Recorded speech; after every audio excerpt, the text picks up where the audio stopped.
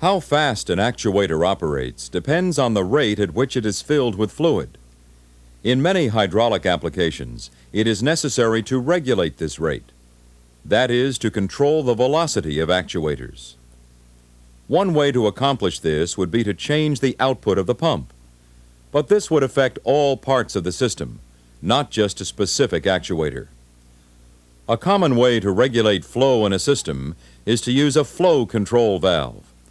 As we saw in an earlier lesson, these valves control the rate at which fluid flows into or out of an actuator.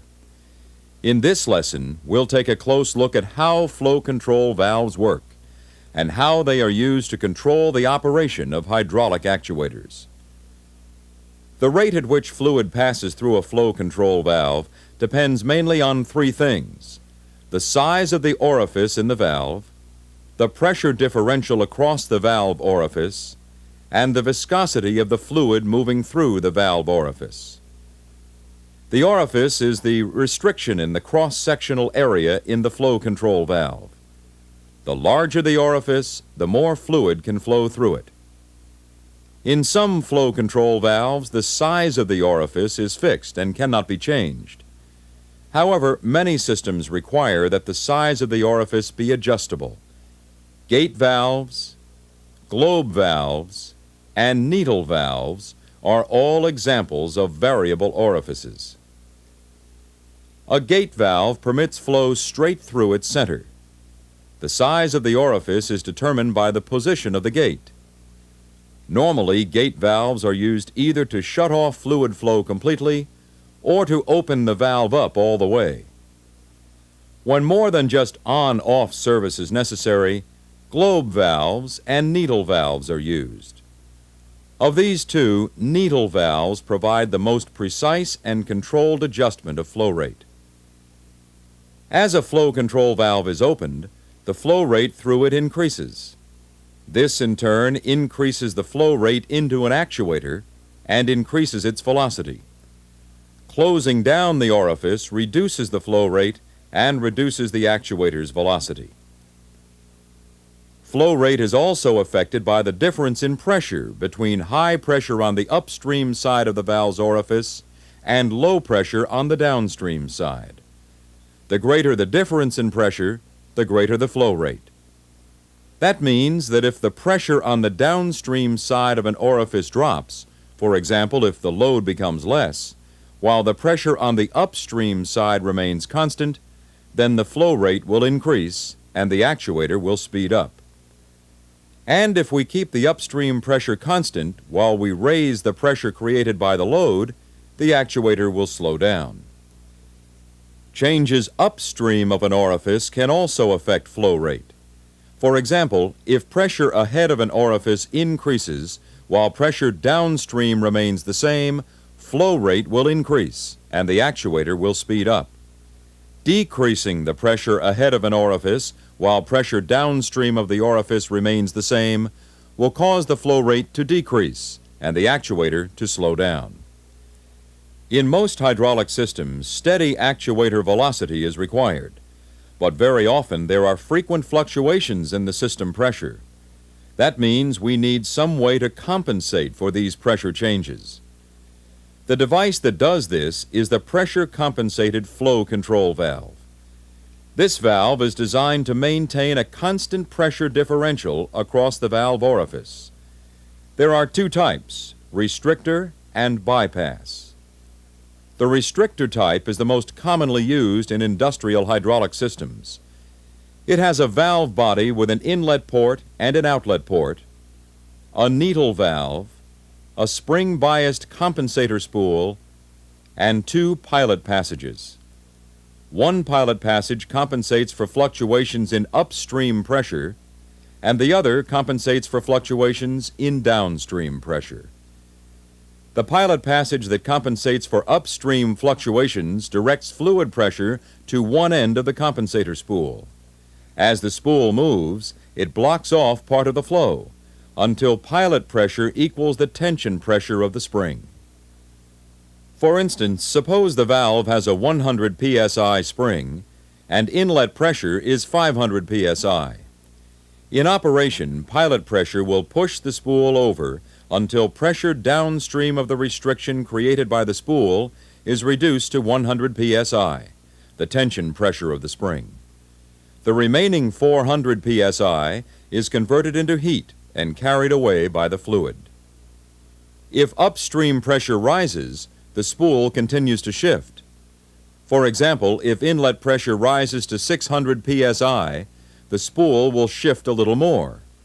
The smaller restriction will lower pressure downstream of the restriction to 100 psi, and the remaining 500 psi will be carried away as heat.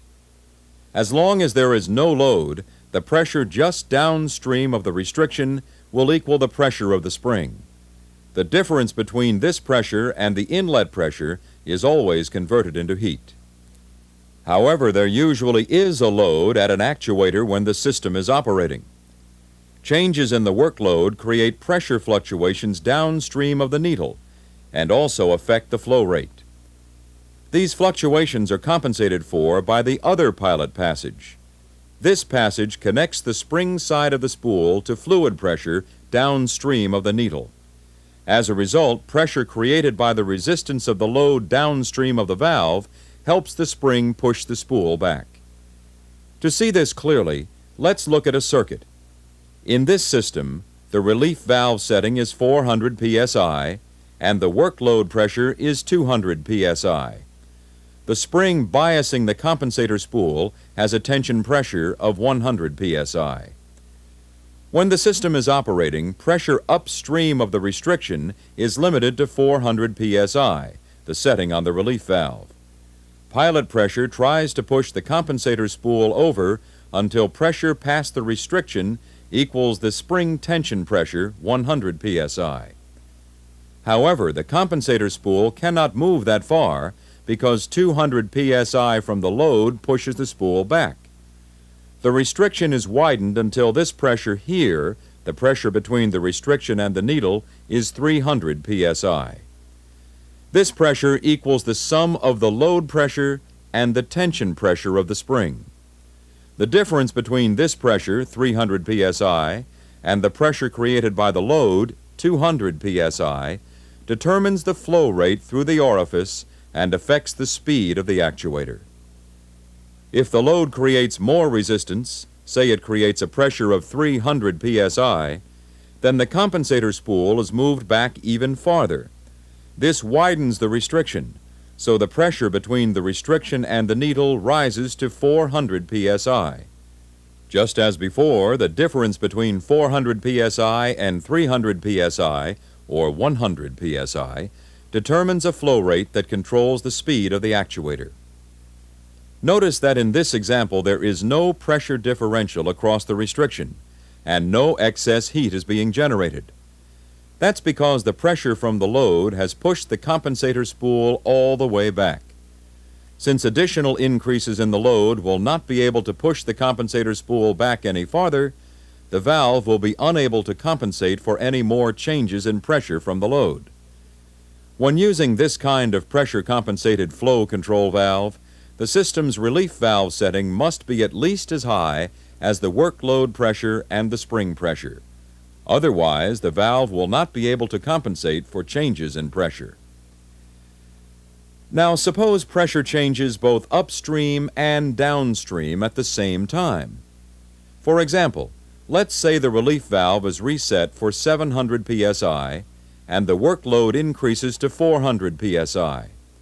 As before, the pressure between the restriction and the needle will equal the sum of the load pressure and the spring pressure. So it would be 400 psi plus 100 psi, or 500 psi. The difference between the pressure at the workload and the pressure ahead of the needle does not change, so flow rate and the velocity of the actuator remain the same. At the restriction, excess heat is being generated because inlet pressure has risen. Just as before, the difference between inlet pressure and the pressure between the restriction and the needle becomes heat. In this case, it would be 700 psi less 500 psi, or 200 psi, which will be converted into heat. Now let's look at the other type of pressure-compensated flow control valve, the bypass type. Like the restrictor type, it has a valve body, an inlet and outlet port, a needle valve orifice, a compensator spool, and a spring to bias the spool. However, instead of two pilot passages to compensate for changing pressures, it has one pilot passage and a port to tank. The port to tank compensates for changes in pressure upstream of the valve, while the pilot passage compensates for changes in pressure downstream of the valve. In this type valve, the compensator spool blocks flow out the tank port until pressure rises high enough to overcome the combined pressures of the spring and the pilot pressure downstream of the needle valve orifice. When that happens, the spool moves and fluid bypasses the orifice, dumping directly to tank. Let's look at a circuit to see how this type of flow control valve works. In this system, the relief valve is set to open at 500 psi. The workload pressure is 200 psi, and the spring biasing the compensator spool has a tension pressure of 100 psi. Because the combined pressure of the bias spring, 100 psi, and the workload, 200 psi, pushes down on the compensator spool, pressure upstream of the needle orifice must rise to 300 psi before the spool will move. When that happens, fluid dumps to tank, limiting pressure to 300 psi. Pressure downstream of the needle orifice is the load pressure, 200 psi. The 100 psi differential between pressure upstream and downstream of the needle valve orifice, as well as the size of the orifice, determines the flow rate through the orifice. If workload pressure drops to 100 psi, for example, then the combined pressure of the bias spring and the workload drops to just 200 psi. The spool shifts at 200 psi, sending fluid to tank. But the pressure differential across the needle valve orifice is still 100 psi, so the flow remains the same. If workload pressure increases to 300 psi, for example, then the combined pressure of the bias spring and workload is 400 psi. The spool shifts at 400 psi, sending some fluid to tank. But the pressure differential across the orifice is still 100 psi, so the flow remains the same. If system pressure increases, say the relief valve is reset to 600 psi, the compensator spool will still shift at 400 psi, the combined pressure of the workload and the spring.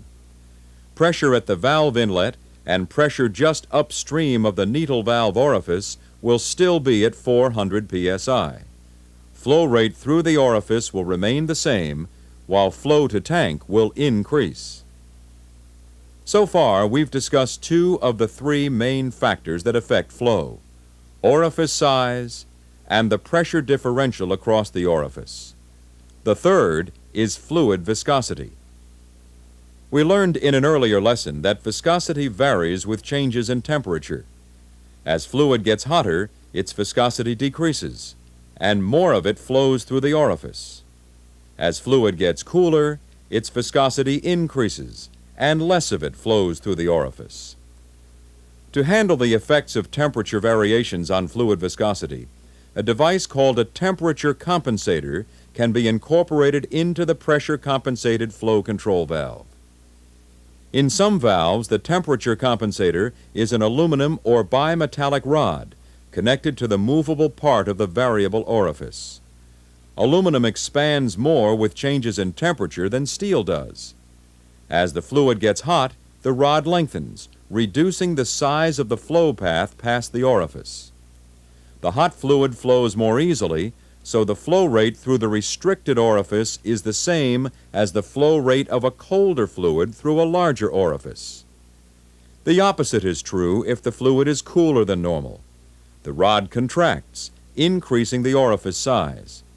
Because the cold fluid has a higher viscosity and does not flow as easily, the same amount of fluid passes through the orifice. More commonly, flow control valves use a sharp edge orifice for temperature compensation. Within limits, this type of orifice ignores differences in viscosity.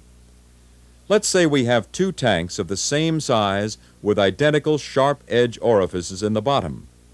Hot oil is in one, cold oil is in the other. When the stoppers are pulled from the orifices, the cold oil will flow out just as fast as the hot oil.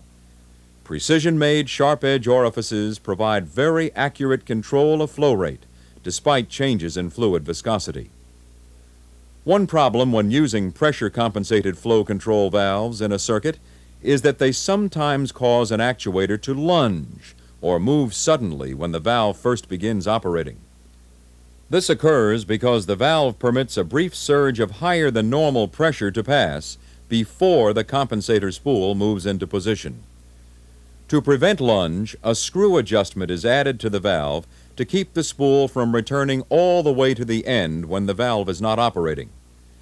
Adjustments of the lunge control are made during normal operation by turning the screw in until it makes contact with the end of the spool, then backing it off slightly. When this is done, the spool remains closer to the position it will occupy during normal operation, so the rise in pressure before compensation occurs is smaller. However, because lunge controls limit the pressure compensation which the valve can produce, lunge control should be used only where load pressure remains relatively constant. One other common method of controlling the speed of actuators is to bleed off a portion of the flow before it gets to the actuator. This can be done by using a flow control valve to bypass a portion of the system's total flow back to tank. For example, if a pump develops a flow rate of 100 GPM, but the actuator requires only 90 GPM, we could use a large flow control valve capable of reducing the 100 GPM flow to 90 GPM. Or we can install a smaller, less expensive flow control valve to handle just 10 GPM in what is known as a bleed-off circuit. This smaller valve controls the flow to tank rather than flow to an actuator. A disadvantage of a bleed-off circuit is that it does not offer precise flow regulation to an actuator. Since the downstream side of the valve ports to tank rather than to the actuator, the valve cannot compensate for changes in load pressure at the actuator. In all the flow control circuits we've seen so far, the flow control valve has been on the inlet side of the actuator. These are called meter-in circuits. This meter-in technique works well as long as a load is being moved in one direction and there is no need to control the velocity of the return stroke. A meter-out circuit can be used to provide that control. In a meter-out circuit, the valve operates the same way it does in a meter-in circuit, but the valve itself is placed on the outlet side of the actuator. As a result, the valve controls the flow out of the actuator rather than into the actuator. In this lesson, we have shown how flow control valves are used to vary the velocity of actuators by controlling orifice size and by adapting to changes in fluid pressure and temperature. In the next lesson, we'll look at directional control valves.